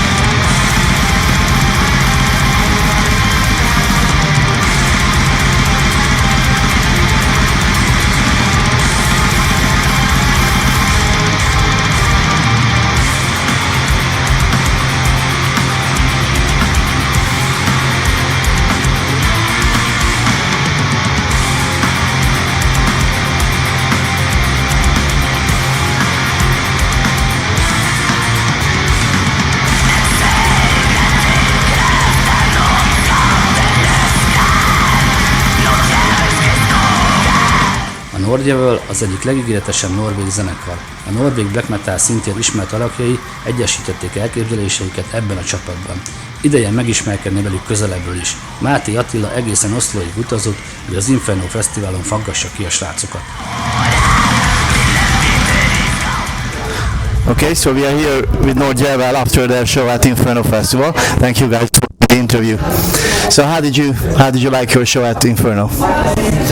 Well, I think we are quite satisfied, all of us. This is our first show at Rockefeller. We have played at Inferno a couple of years ago, but first time at Rockefeller, and we're quite happy about it. We had a good show. We had big plans for like using pyro, filming the whole thing, and yeah, all in all, quite good. So is it coming out sometime in the future?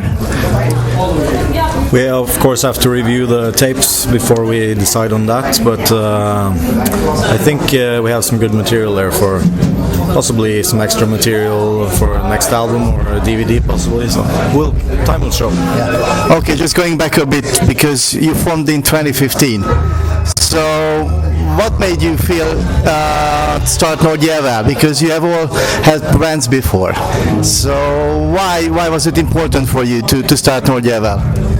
I ran into Dödsadmiral, and we found out we had the same vision about creating a new band, that we felt something was missing, and we had a common vision, so we tried starting a new band, and it seems like it worked out pretty well. But you want to keep this Norwegian black metal tradition all the way. So, in what way do you think you can? It's a very saturated market, you know, the black metal scene. So how can you get, notification? Well, I think we already have a lot of recognition for the music we do, and we let the music speak for itself. I feel we have a mix between kind of all of the Nordic countries.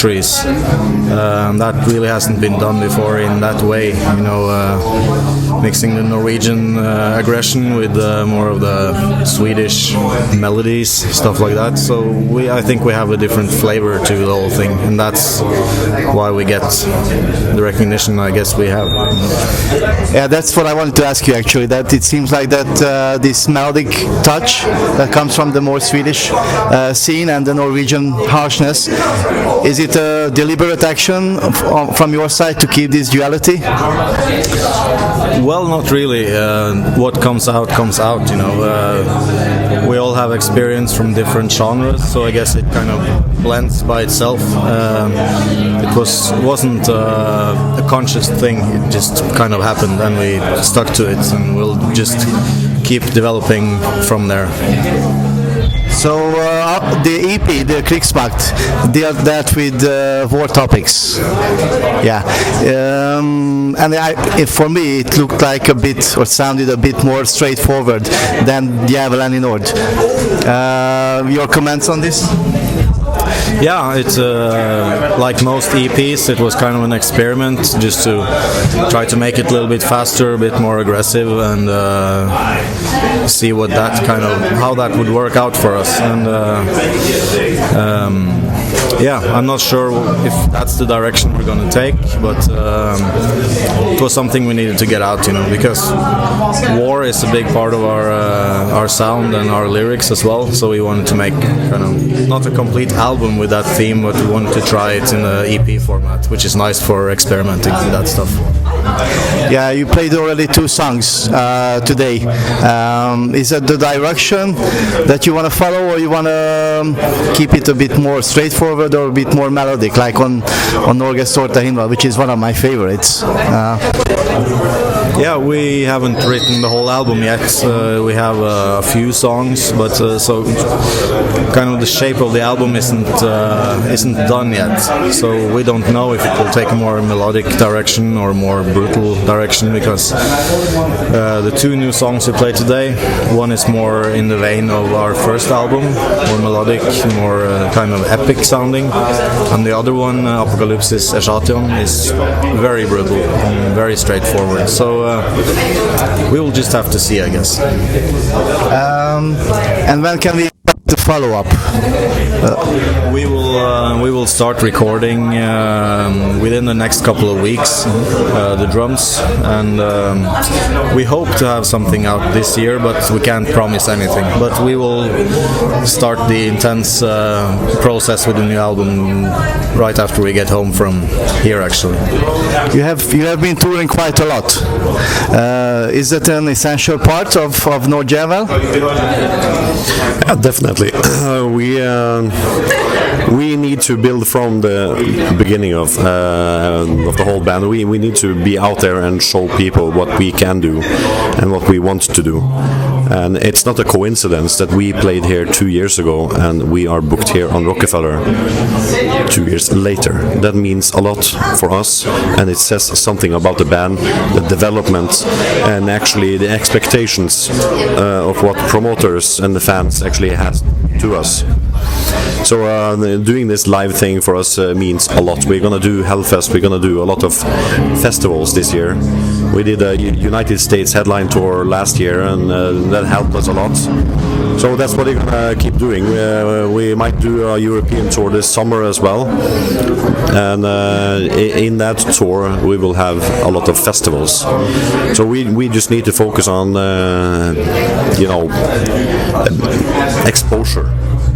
exposure and promotion. That's what we need. Thank you. And finally, if you could tell a few words about your lyrical concepts. That's really Admiral's playing field, but it's hard for me to get inside his brain, But from reading his lyrics, I see a lot of despair, personal agony, and kind of a perverse, sick mind, I guess. So the lyrics are the fruits of his inner psychology, I guess. But he dwells in a lot of different themes, as I said, war themes, and of course the occult, and more of his personal things. So, but it's really hard for me to get into that subject, really. So you will be quite busy in this coming year. Is it a personal satisfaction, musical satisfaction, recognition? So what are your main We just take things as they come. We just keep on working, keep on playing live, keep on recording, keep on producing our music. Really, that's our goal for now, and it seems like things kind of take shape within that process. So we just let the ball keep rolling, really.